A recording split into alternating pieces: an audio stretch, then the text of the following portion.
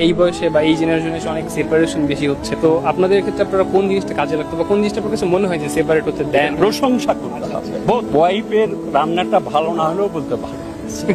Separation is not the solution. আর একজনকে বিয়ে করবো সেটা আরো খারাপ হতে পারে। আমি রোজা রাখি, সেটি খাই, তাই না? শেষটাতে উঠে আমি খাবারটা গরম করি, করে টেবিলে রেখে আমি আমার ওয়াইফকে ডাকি ঘুম থেকে যে তুমি উঠো, সময় শেষ হচ্ছে, খাও। আমার এক্সপেকটেশন যদিও যে সে উঠে গরম করে আমার খাওয়াবে, কিন্তু সেটা হচ্ছে না। বাট এটা নিয়ে আই হ্যাভ নো কমপ্লেন। আমি বরঞ্চ তাকে ডেকে খাওয়াই দিচ্ছি, সে রোজাটা রাখতে পারে। It is called sacrifice, it is called love. অথবা আমি আমার বউ চা করে নিয়ে এসে দেবে, আমি খাবো, এবং ও না করলে আমি ওকে একটা ধমক দিব। নো, ও করতে পারছে না বা ও ব্যস্ত আছে বাচ্চা নিয়ে, আমি নিজে বানিয়ে ওকে এক কাপ দিলাম, আমি এক কাপ খাবো। ইফতারি রেডি করবো, টেবিলে সাজাবো, সে হয়তো আসেনি বা সে ওই সব ধারও ধারে না, আমি ঠিক মতো সাজিয়ে শরবত বানিয়ে তাকে ডাকলাম যে আসো আমরা একসাথে।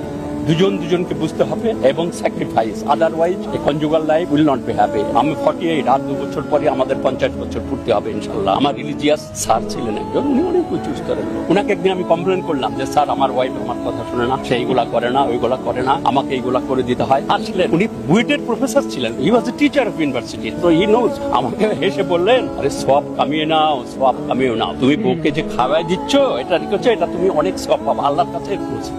এবং এটাকে বলা হয় আজরন আজিমা, মহাপুরুষ। আমি ইয়াং জেনারেশনে বলবো যে আমাদের টার্গেট কিন্তু জান্নাত।